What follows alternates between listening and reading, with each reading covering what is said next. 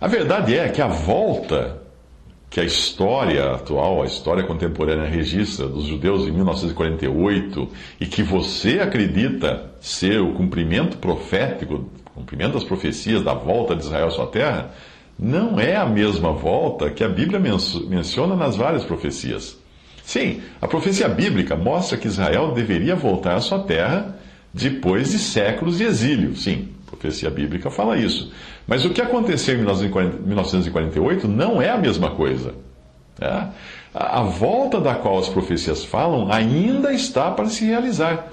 E quando isso acontecer, será um Israel convertido a Deus e reconhecendo o seu Messias. Esse Israel é que irá voltar a habitar na terra prometida, logo antes da inauguração do reino milenial de Cristo.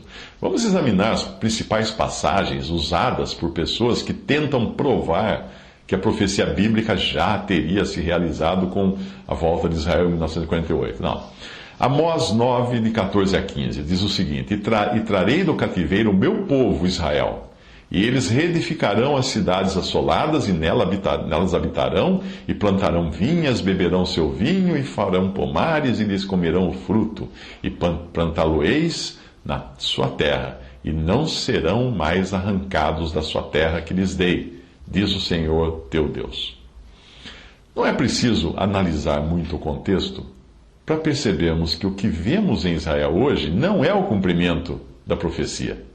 Repare isso, nos versículos anteriores, o que eles dizem: Porque eis que darei ordem e sacudirei a casa de Israel entre todas as nações, assim como se sacode o grão no crivo, sem que caia na terra um só grão. Todos os pecadores do meu povo morrerão à espada, os que dizem, não nos alcançará, nem nos encontrará o mal. Naquele dia tornarei a levantar o tabernáculo caído de Davi, e repararei as suas brechas, e tornarei a levantar as suas ruínas, e o edificarei como nos dias da antiguidade. Amós 9, de 9 a 11. Repare na frase, todos os pecadores do meu povo morrerão à espada. A palavra de Deus está se referindo aos que pertencem ao povo de Deus, porém são rebeldes. Ou seja, exatamente esse povo que retornou à terra em 1948. E lá permanece até hoje. Um povo rebelde e ainda culpado de ter rejeitado e crucificado o seu Messias. E não o povo que é descrito na profecia, que fala de um tempo quando o Senhor voltará para estabelecer o seu reino de 1000 anos. Aí sim, o verdadeiro Israel, o remanescente de judeus fiéis, que se converterá após o arrebatamento da igreja, será estabelecido em sua terra para nunca mais sair.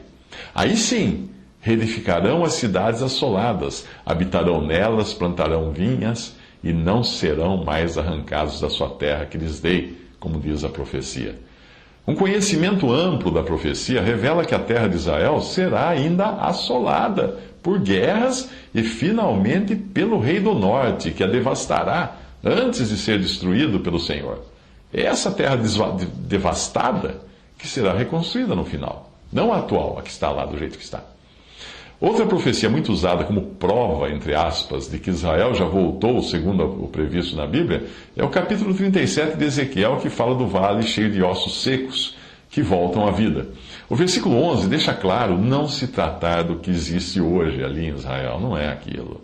Veja a passagem. Então me disse, filho do homem, estes ossos são toda a casa de Israel. Ezequiel 37, 11.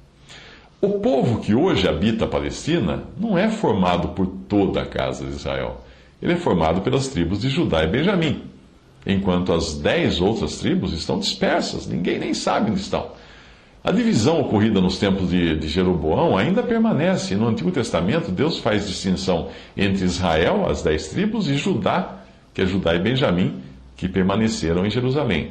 O capítulo 37 fala de toda a casa de Israel. E certamente não é o povo completo que nós vemos hoje na Palestina. Não está lá toda a casa de Israel.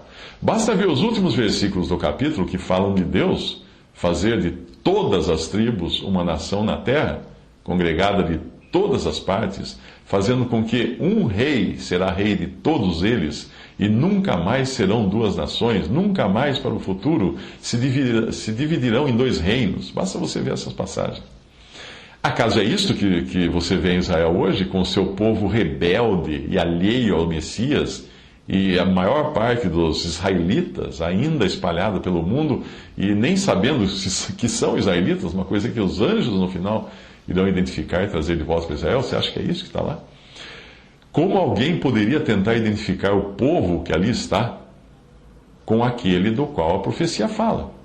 Veja o que diz a profecia aí: o meu servo Davi será rei sobre eles, e todos eles terão um só pastor, e andarão nos meus juízos, e guardarão os meus estatutos, e os observarão. Ora, os judeus que hoje vivem na Palestina condenaram o verdadeiro Davi à morte, e ainda não se arrependeram disso. E o capítulo termina: e os gentios saberão que eu sou o Senhor, que santifico a Israel, quando estiver meu santuário no meio deles para sempre. Ora, tudo o que existe hoje no local do templo não é o santuário ou o templo de Deus, mas é uma mesquita muçulmana. Outra profecia que se tenta aplicar ao retorno de Israel à terra em 1948 é Isaías 66. Veja o que diz: antes que estivesse de parto, deu à luz. Antes que lhe viessem as dores, deu à luz um menino. Quem jamais ouviu esta coisa? Quem viu coisas semelhantes? Poder-se-ia fazer nascer uma terra num só dia? Nasceria uma nação de uma só vez? Mas Sião esteve de parto e já deu à luz seus filhos. Isaías 66, de 7 a 8. Por ter sido o atual Estado de Israel fundado por decreto, ou seja, em um dia, tenta-se aplicar essa profecia ao que ocorreu em 1948. Mas basta você ler o restante do capítulo para perceber que a profecia está falando do estabelecimento de Judá em obediência e santificação em sua terra depois da grande tribulação, quando Cristo voltar, então, para estabelecer o seu reino. Então as outras tribos também serão juntadas a Judá e Benjamim, para que todo o povo de Israel esteja completo. O estabelecimento de Israel em sua terra será uma obra de Deus, não das Nações Unidas ou da Liga das Nações, e será algo definitivo. Como poderia o povo que agora vive na Palestina achar que foi colocado ali pela mão do Messias, que eles próprios rejeitaram? Pergunte a qualquer judeu se ele acredita que foi Jesus quem os levou de volta à terra, e é melhor se sair de perto para não escutar a resposta que ele vai dar a você. Outra passagem usada como argumento de que a volta de Israel à terra em 1948 foi profética é Jeremias 16. Portanto, eis que dias vêm, diz o Senhor, em que nunca mais se dirá: vive o Senhor que fez subir os filhos de Israel da terra do Egito. Mas se dirá: vive o Senhor que fez subir os filhos de Israel da terra do norte e de todas as terras para onde os tinha lançado, porque eu os farei voltar à sua terra, a qual dei a seus pais. Jeremias 16, 14 a 15. Fica fácil entender esse capítulo se nós lermos o capítulo posterior, que fala do espírito daqueles que herdarão a terra, em contraste com aqueles que Deus rejeitará. Diz assim: se vós diligentemente me ouvirdes, diz o Senhor, não introduzindo cargas pelas portas dessa cidade no dia de sábado, e santificardes o dia de sábado, não fazendo nele obra alguma, então entrarão pelas portas dessa cidade reis e príncipes que se assentem sobre o trono de Davi, andando em carros e em cavalos, e eles e seus príncipes, os homens de Judá e os moradores de Jerusalém, e esta cidade será habitada para sempre. Jeremias 17, 24 e 25.